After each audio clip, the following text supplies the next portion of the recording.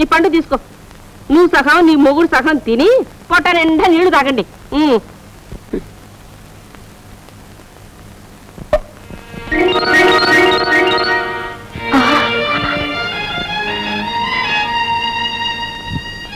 అదేమిటి పార్వతి, అలా నిశ్చేష్టురాలైపోయావు?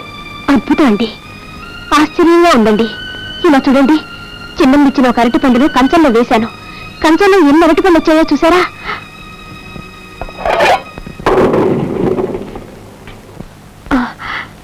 ఇటు చూడండి.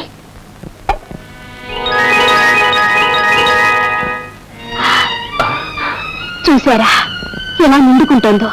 ఒకటికి 100గా ఇస్తోంది. అవును పార్వతి, ఇదంతా నీ భక్తి యొక్క మహిమ. అతిథి సత్కార ఫలితం. వారు భోంచేసిన కంచం మనకి అక్షయ పాత్ర అయింది. నిజమే పార్వతి. పరమేశ్వర, వీళ్ళ అప్పులన్నీ తీర్చి విడిపించుకెళ్ళు.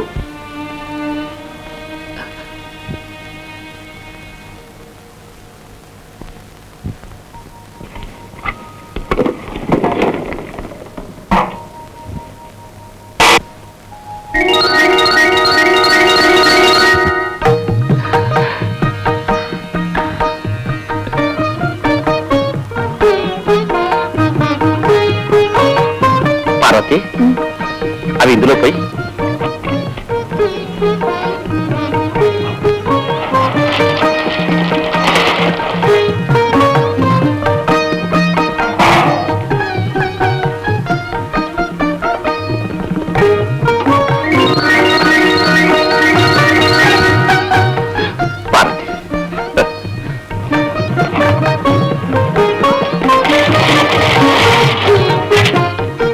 ఎందుకింత అత్యాశ? స్వార్థం కోసం కాదు. షావుకారు భద్రయ్య గారు పేదవాళ్లకు అప్పిచ్చి కొట్టి పీడించి వడ్డీ రూపంలో వాళ్ళ రక్తాన్ని పీల్చేస్తున్నారు. ఇలా ప్రవర్తించడం తప్పని చెప్పినందుకు వారు డబ్బిచ్చి విడిపించుకు వెళ్ళమన్నారు. ఈ డబ్బు వారికి ఇచ్చేసి నరకయాతన అనుభవిస్తున్న వాళ్ళను విడిపించి తీసుకొస్తాను. నేను వస్తాను.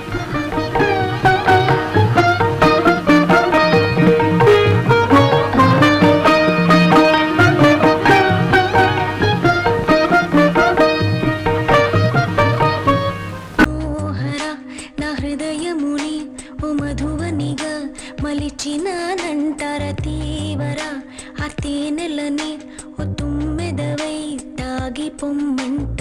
నా యౌవనమే నీ పరమై పులకించే వేళ నా ఎదలో ఒక సుఖమే